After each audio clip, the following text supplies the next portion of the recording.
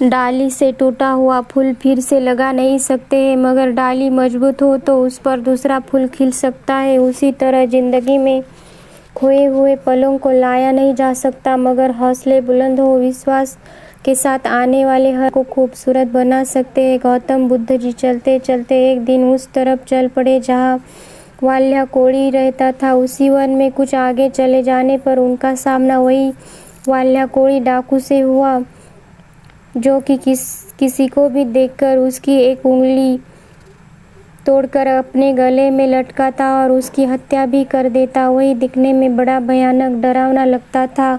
उसे देखकर हर कोई कांप उठता। उसने अपने जीवन में कई सारे पाप किए थे, यह सब गौतम बुद्ध जानते थे, फिर भी वही उस डाकू के सामने जानबूझकर गए। वह उसे देखकर बिल्कुल भी नहीं डरे। वाल्याकोड़ी ने उन्हें कुल्हाड़ी दिखाई और बोला, मैं तुम्हें मार डालूंगा। बुद्ध मुस्कुराए और बोले, ठीक है, जरूर मार देना। तुम इतना सब किस लिए करते हो? इससे तुम्हें क्या मिलता है? वाल्याकोड़ी ने इन्हें देखकर जरा सोच में पड़ जाते हैं।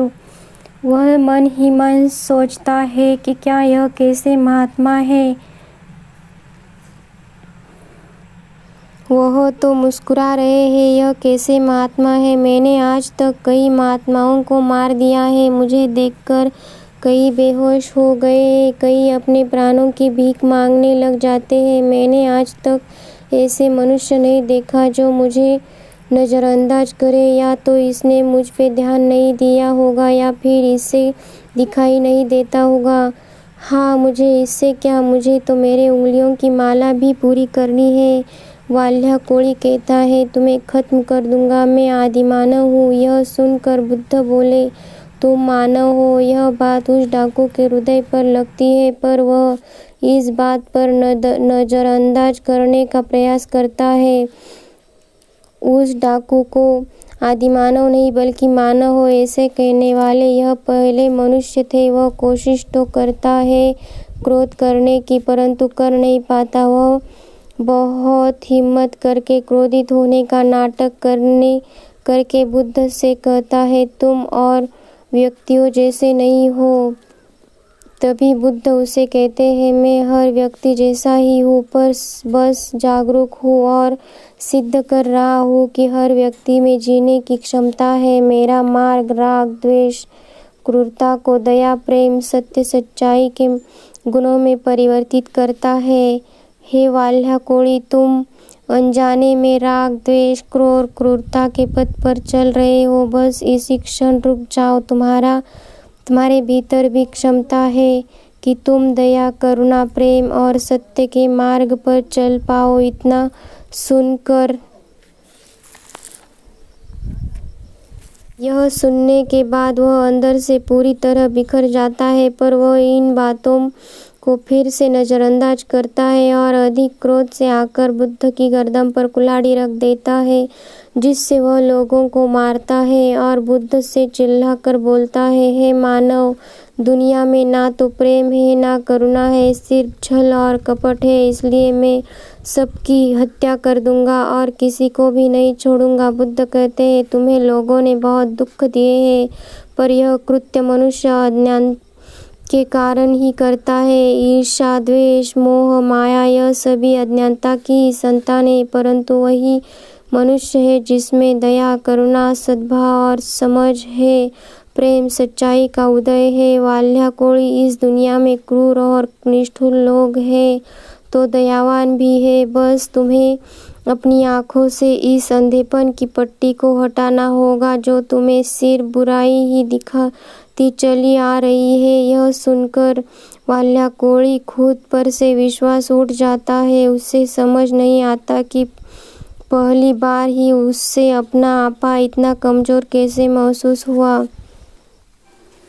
वाल्याकोड़ी के हाथ की कुल्हाड़ी जमीन पर गिर जाती है और उसके आंखों में आंसू आ जाते हैं। भला कोई कब तक बुद्ध को अनदेखा करेगा। वाल्याकोड़ी रोता हुआ बुद्ध से पूछता है, क्या आप वही हो जिन्हें महात्मा बुद्ध कहते हैं और जिन्होंने कईयों को मुक्ति के मार्ग पर चलना सिखाया है? बुद्ध कहते हैं, हाँ, मैं वही हूँ और तुम्हें भी मुक्ति के मार्ग पर ले जाना चाहता हूँ। फिर वाल्या कोड़ी कहता है, परंतु मैं अब तक बहुत हत्या कर चुका हूँ और बहुत दूर निकल गया हूँ। मैंने बहुत पाप करे हैं। अब मैं चाहकर भी वापस नहीं लौट सकता। मेरा वापस लौटना अब असंभव है। तब बुद्ध कहते हैं, सुबह का भूला अगर शाम को घर वापस आए तो उसे भूला नहीं कहते। वाल्या कोड़ी कहता है, मैं अब मनुष्य जीवन की ओर वापस नहीं मोड़ सकता। बहुत देर हो गई है। बुद्ध कहते हैं कि तुम में अब भी इतनी चेतना है कि तुम जानते हो कि तुमने किया है यह बुरा है। इसका अर्थ यह है कि तुम यही भी जानते हो कि क्या अच्छा है। वाल्या कोड़ी, तुमने जिस दिन से बुरे काम करना छोड़ दिया, अच्छे काम करना शुरू किया, उस दिन से तुम्हारा एक नया जन्म होगा। वाल्या कोड़ी कहता है, मैं कितने भी अच्छे कार्य क्यों ना करूं, मेरे हाथ से आज तक इतने बुरे कर्म हुए हैं, वह तो नहीं मिट सकते ना। इस बात पर बुद्ध कहते हैं, तुमने हिंसा का मार्ग छोड़ दिया तो मैं तुम्हें अच्छाई का मार्ग दिखाऊंगा और तुम्हारा संरक्षण भी करूंगा, जिससे तुम बुरे कर्मों से बच सकते हो, मुक्त हो जाओगे। वाल्या कोड़ी कहता है, क्या ऐसा हो सकता है? बुद्ध कहते हैं, अवश्य हो सकता है। वाल्या कोड़ी, तुम में असामान्य बुद्धि है, तुम में परम सत्य के पद पर बहुत आगे जाओगे। वाल्या कोड़ी रोता हुआ बुद्ध की चरणों में गिर पड़ता है और कहता है, मैं आपको वचन देता हूँ कि मैं अब से सारे बुरे कर्मों को छोड़ दूंगा और आपके पीछे सच्चाई और करुणा के पथ पर चलूंगा।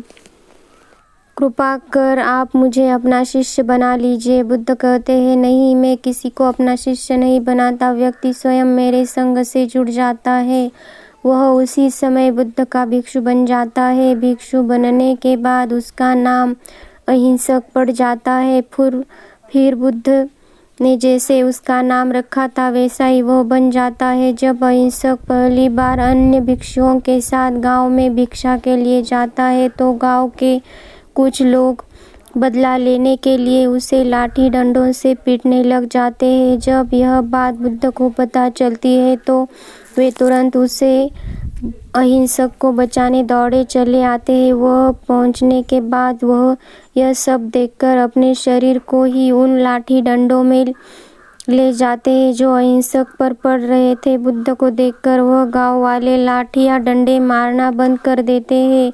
सभी लोग बुद्ध से कहने लगते हैं कि अब आप इस हत्यारे को क्यों बचा रहे हो, पता नहीं कितनों की जाने ली हुई है इसने। तब बुद्ध कहते हैं, यह वाल्या कोड़ी नहीं है, अब यह अहिंसक है, यह आपकी ही तरह मानव है। गांव वाले कहते हैं, कोई आदमी भला ऐसे ही कैसे बदल सकता है? बुद्ध कहते हैं, यह बदल चुका है, अब बस आप सब इसे पुरानी नज़र से देख रहे हो। अगर यह पहले की तरह वाल्या कोड़ी डाकू होता तो आप में से किसी की हिम्मत थी कि इसे हाथ लगाने की? यह आपका मार खाता रहा और इसने कोई पलटवार नहीं किया ना, तो क्या यह परिवर्तन नहीं आपको दिखाई नहीं देता? आज इसने अपना लहू बहाकर अपने सारे बुरे कृत्य धो डाले हैं। आपकी इतनी मार खाने के बाद भी इसके आंखों में आपके लिए क्रोध नहीं है। यह इसके अंदर का बदलाव आपको नहीं दिख रहा है। यह तो बदल गया, पर अब आप लोग कब बदलोगे? फिर से अहिंसक कहता है, मारने दीजिए इन्हें जब तक इनका मन शांत नहीं हो जाए, इनके अंदर का क्रोध शांत नहीं हो जाए। फिर बुद्ध कहते हैं कि और कर्म और गुणों के भंडार हो तुम। आज तुमने अपने नाम अहिंसक को सिद्ध कर दिया। यह सब देख वह गांव वाले कहते हैं, आप सही कह रहे हैं और हमसे ही देखने में भूल हो गई। इस कहानी से हमें यह सीख मिलती है कि किसी ने भी अगर कई बुरे काम किए हो तो उसे अच्छे कामों में कोई विकल्प नहीं है। कितने भी बुरे काम क्यों ना किए हो, अगर एक सही से विचार आप अपने मन में लाते हो कि अब हमें कुछ अच्छा सही करना है, वह विचार आपके रूपांतरण का कारण बन जाता है। पर सबसे ज़रूरी बात यह है कि क्या आप पहला कदम बढ़ाने के लिए तैयार है। यह वीडियो आपको कैसी लगी कमेंट सेक्शन में बताना ज़रूर।